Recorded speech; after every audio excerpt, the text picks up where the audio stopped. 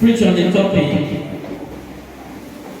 that I titled, or the message I titled, The Dire Straits. That is a little grammar, praise the Lord. So let me break it down. The dire straits. Dire, D-I-R-E. Straight, S-T-R-A-I-T. Straight. Straight means when you are in the midst, when you are in the middle of a great divide, when you are in the middle of two opinions, you don't know where to go, you don't know what to do as at that point in time. Or sometimes you just have two options and you don't know which one is the best for you. So in that state, you are in a strait. Praise the Lord. Hallelujah. Now, today we want to, and in bracket of that, the dire strait, put settle for God. Put it in bracket, settle for God.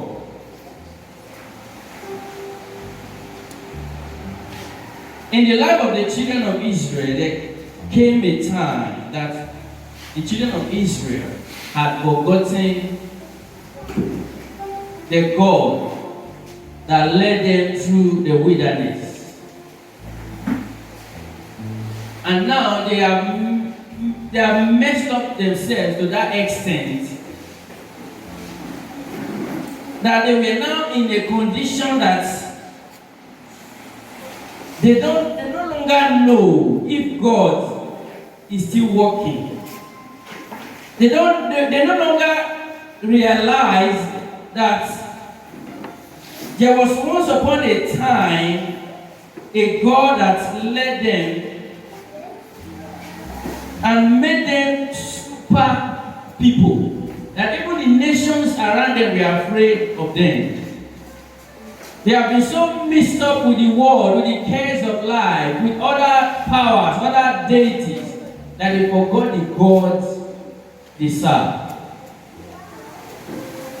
And as a matter of fact, they led a rebellion against God, against the prophets of God. And they were all happy that they were serving idols. But it came to a time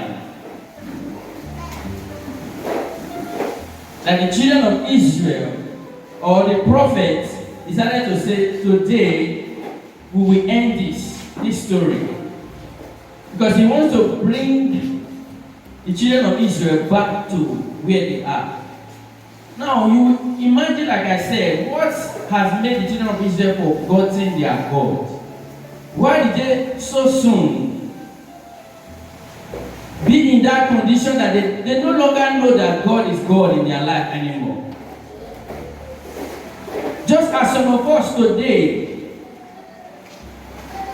we are so meddled ourselves with the things of this world that we no longer, sometimes it is hard to believe that God is still alive. Some people, they come to church steady.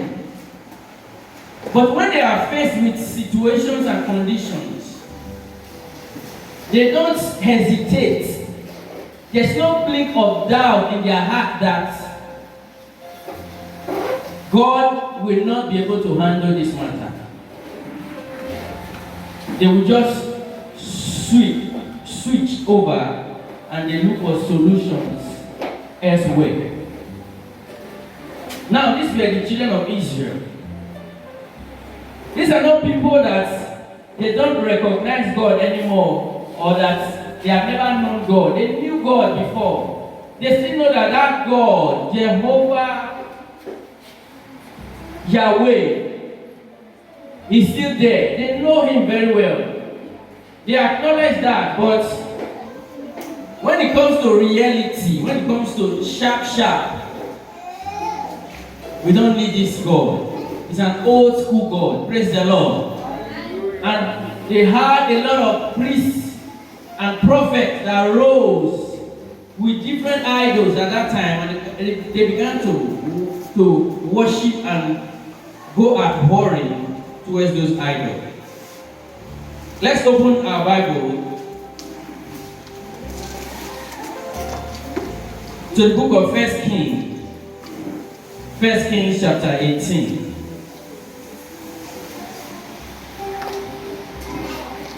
First Kings chapter 18.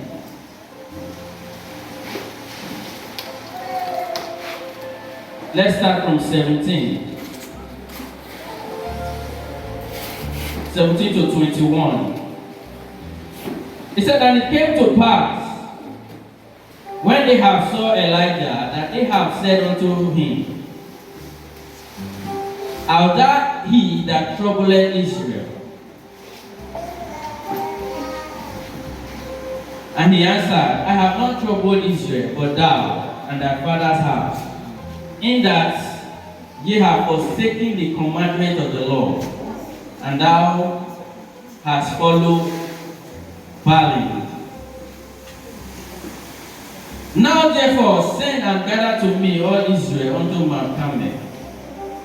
And the prophet of Baal 450, and the prophet of the groves 400, which eat at Jezebel's table. So Ahab sent unto the children of Israel and gathered the prophet together unto Mount Carmel. And Elijah came unto all the people and said, how long halt ye between two opinions? If the Lord be God, follow me. But if Baal, then follow him. And the people answered him not a word. I want another version of that 21. 21. Yes, 21. Another version. Yes, from Good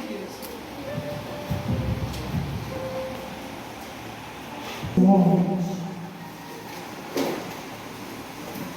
Elijah went up to the people and said, how much longer will it take you to make up your mind? If the Lord is God, worship him. But if Baal is God, worship him. But the people didn't say a word. Praise God. Hallelujah. Praise the Lord. Hallelujah. Now the question is thrown before them. You see the testimonies that have come up this morning. It's as if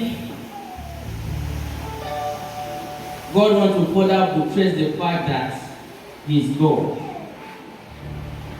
Our evangelist said he told those people that I don't go to native doctor, I don't visit native doctor, because what I am seeing is contrary to what the reports I am getting. Because he knew his God. If it was some of us, the fact that they talk and say a native doctor, it cannot be wrong. Even if a pastor tells you that this thing is not true, and you go out and somebody says, we don't go look am. The Baba talk say, the Mama talk say, that is final. I won't do one. I just want to tell us once again that God is able. If you are serving God, stand for God. If you are serving idol, you know, those of us that are in between, even to people that, there are people I know that when you mention church, it's an abomination to their ear. They don't want to hear anything about church, anything about Christianity or God. They are just full-time idolaters. You know, those people are better than those that are in between. They are far better than those that will come to church. And after closing, they will go to a native doctor to solve the problem in their life. They are even mocking you. They mock people like that. they do mock people like that. They will tell you, they're not a live body like that too. I remember when I was small, just like the Thanksgiving Brother Kingsley also gave, I had an experience like that. You know, challenges here and there. There was a prophet, in quotes, then, years back, that my mother took me to. They said, they try, you know those prophets now. So she took me there. Then I was already going to church. Oh. I don't believe in all those things like that. So my auntie that introduced my mom said this man has worked for him and all that. The man is very powerful, and I said, okay. So I was reluctant. My other auntie told me, he said, I live in an area. Because when they saw my reluctance, but they saw that I was in trouble, I was in problem, there were issues, yet you say you go to church. This will not be idol. This will not be idol. Now just a prophet. Go now. My mom told my auntie, talk to him. That one I said, it's not like that. Just when you know those Benin parable, ask enemy take dance from, or how enemy take dance from, I say you want take dance from. So after all persuasion, I decided to follow my mom. And when we got there, he brought out something.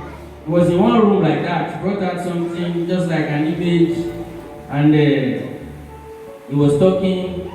He looked at me and said, I remember I wrote jam that year. The problem, the challenge I was having was actually writing jam severally, and my results were not coming out. I was not failing. I wrote jam more than 6 times. I was not failing, but my result will always be withheld.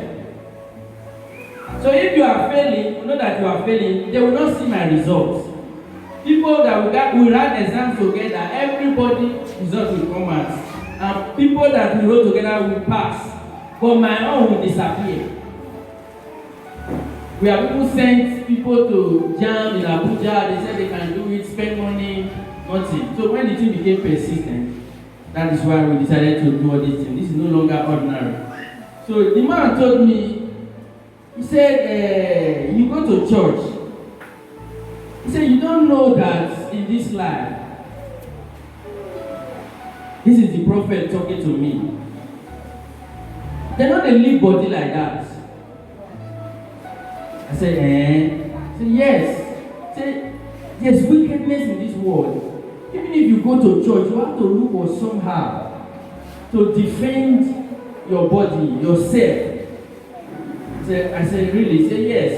I said, so this is what I'm going to do, this is what I'm going to do. They did all those things. And I thank God that year, it was worse. After all that we did, said, you have to bathe, you have to do this one, go to river bathe. For my life, first time, I did it. Saying, nothing happened. Like, no shaking. Everywhere was if the door was back before, it was not jam locked.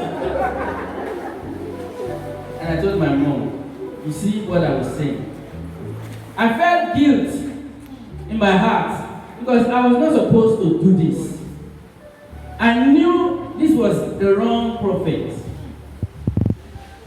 If I have not been there, I have not seen him, the Holy Spirit has already weighed it in my heart that this is the wrong way. I have not seen, I don't know how he works, but I just only heard that he's a prophet and he works. But my spirit disagreed. Yet I still went there. And after everything, the story remains the same. That is why, like the woman my wife gave testimony about, that's what I've been telling her. She has been performing all these things and we knew about it.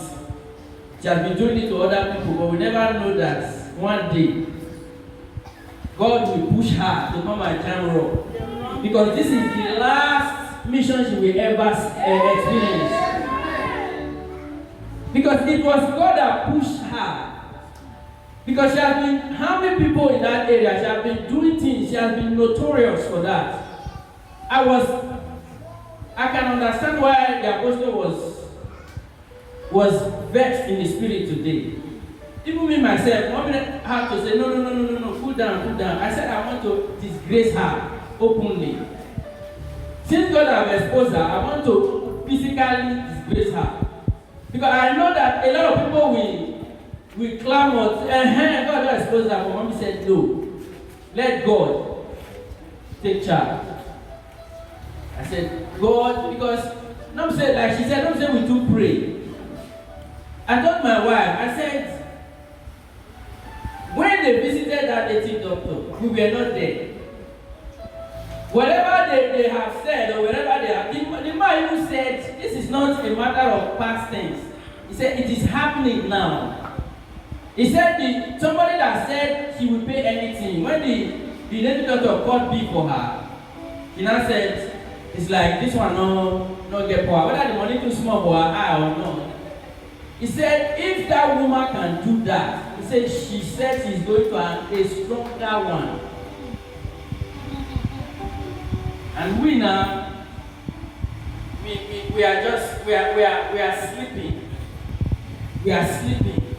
I told my wife, instead of us to be like, I said, cool down. I said, this shows that God wants us to know that we are actually playing. He's defending us. I said, did you pray before God exposed her? She said no. Did we pray? She said no. I said, so long as God exposed her, God has started working.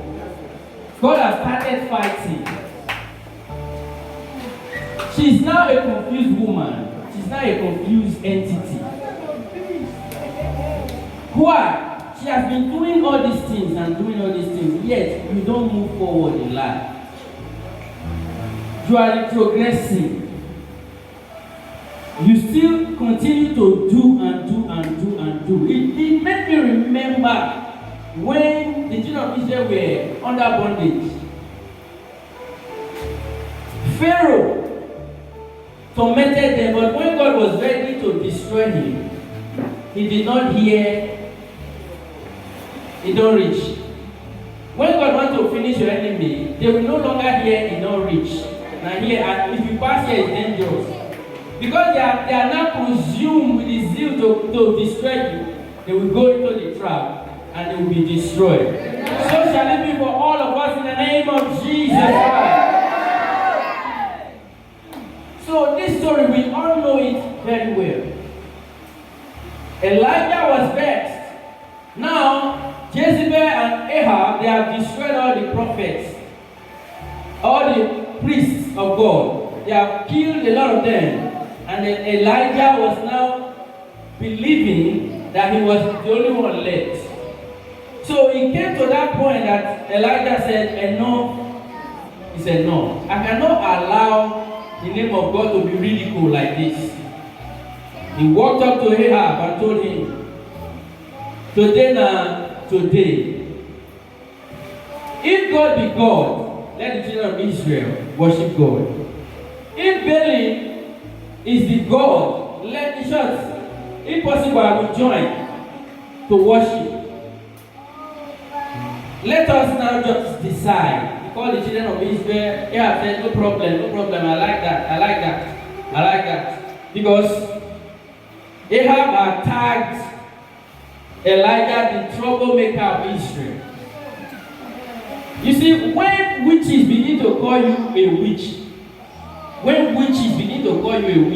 you know that you don't pass them.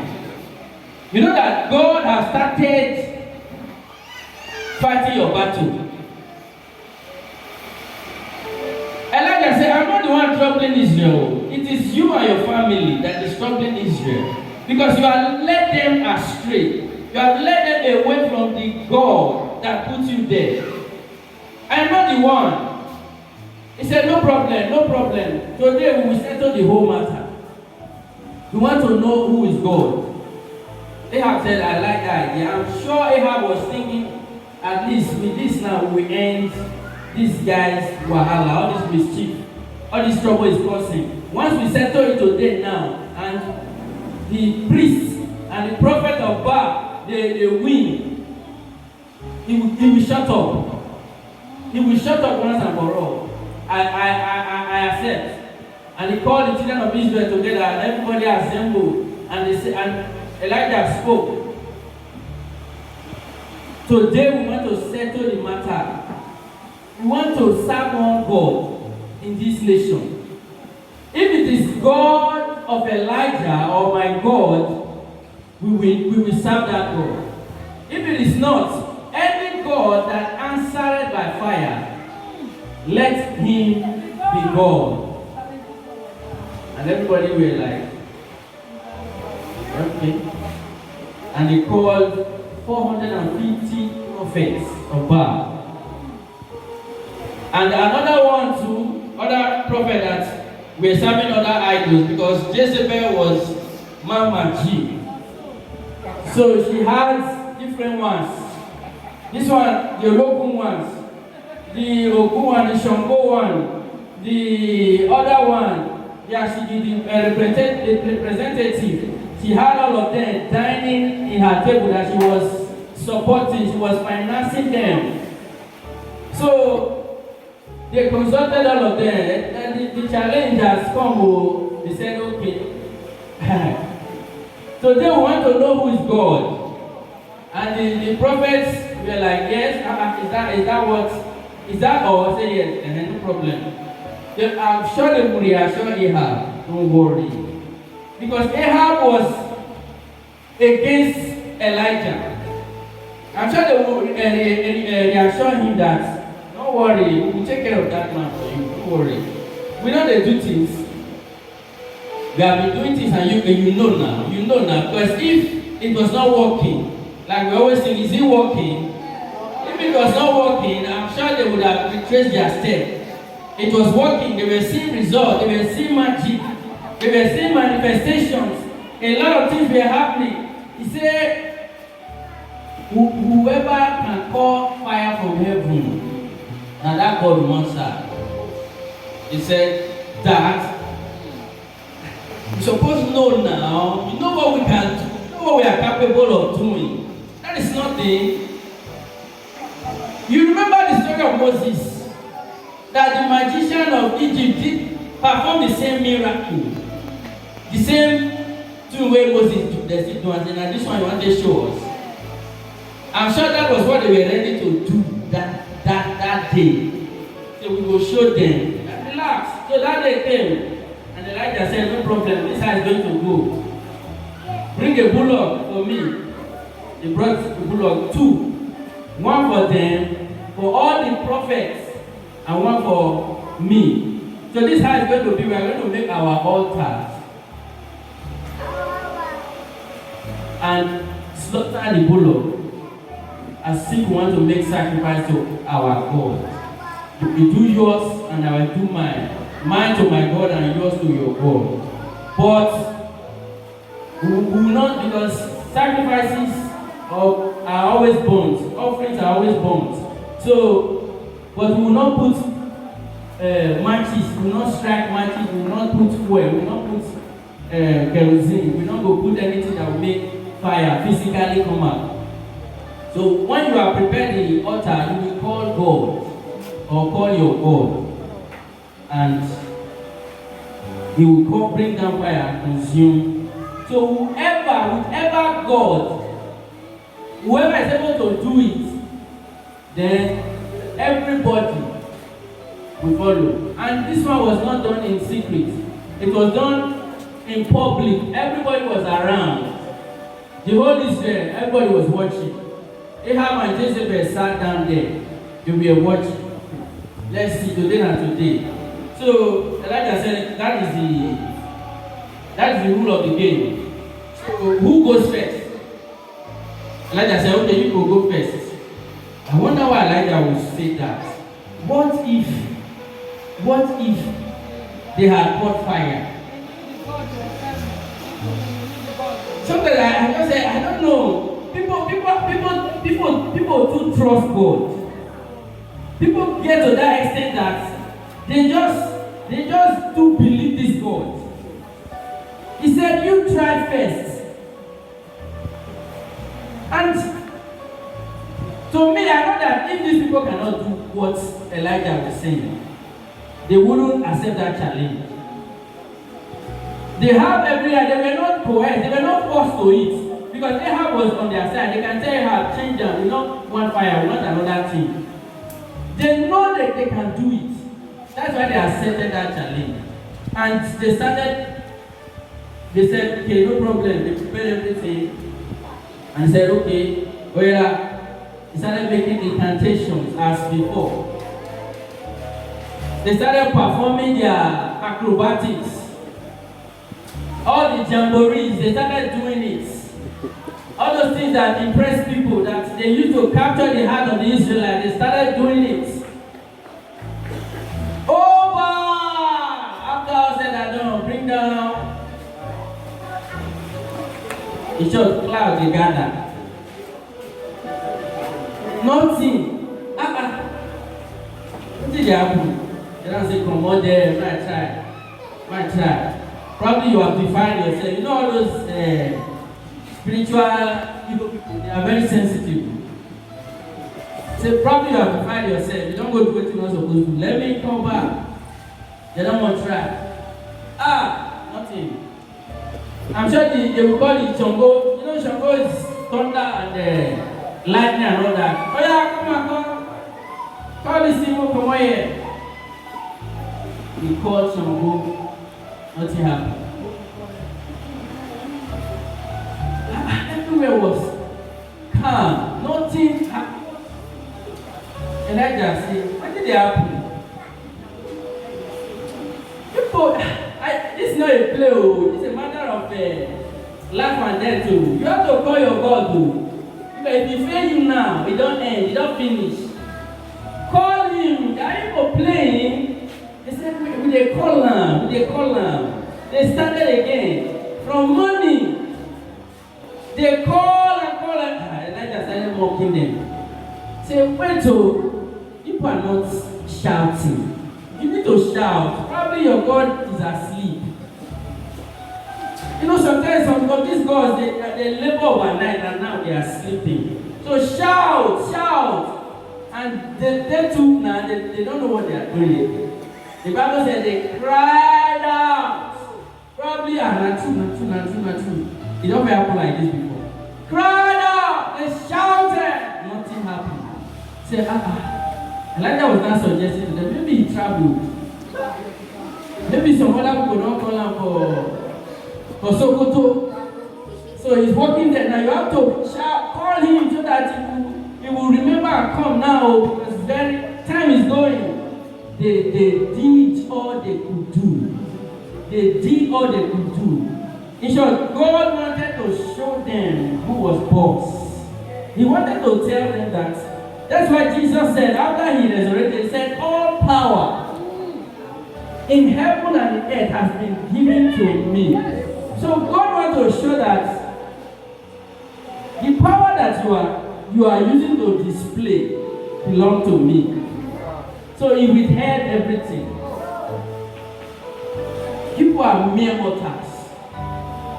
The so-called deities and divine beings that you call are under my command. If I say sit down there, bow, we hear God and sit down. Yes, sir. If you move, I'm sure if they gave her and the mic and all police hand, sit down here. You're not going nowhere. They didn't let him do. Nothing happened.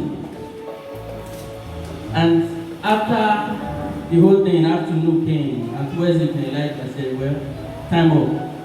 If we continue like this, we don't go come here. This game has to end. Elijah said, no problem. Bring me water. So what do you want to use water to again? So dig around the altar, so that water will fit percolate. So that it will stay. Not say you want pour and make it away. So that it will retain water. they dug round the altar. Okay, the bullock was already there. And let us hear the prayers of, because I don't want to explain that one. Let us hear the prayers of Elijah to God.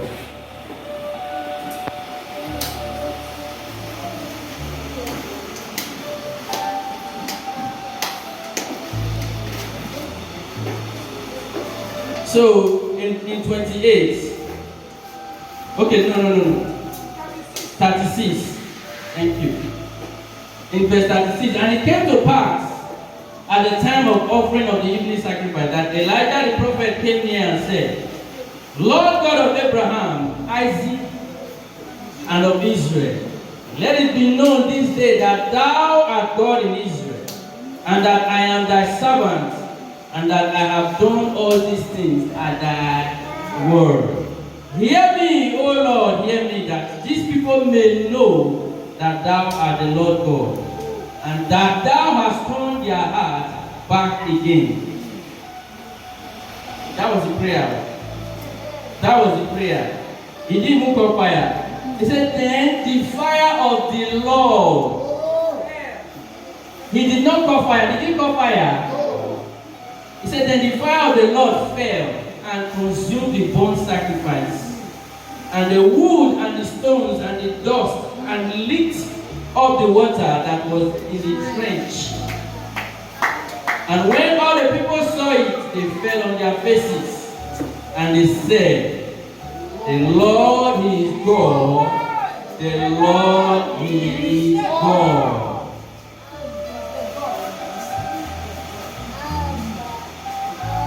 When you know the kind of God you are serving. Did you hear that? He said, so that they will know that at thy word. Now I begin to understand why Elijah asked them to go first. Because he was not acting on his own. You know, when they begin to perform something on the television sometimes, they will tell you, please, whatever you do, don't try this at home. So I know as I'm preaching now, a lot of people are bubbling up.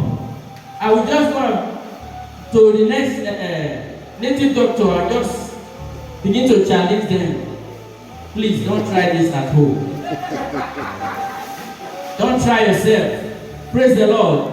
Don't do it because you will be consumed. But let me tell you, no matter who you are, no matter how how small your faith is, when it comes to that point whereby you are challenged, the power of God, the authority of God over your life is being challenged, then you will know that God is God. So don't be the one to look for trouble. Be the one to quench the trouble.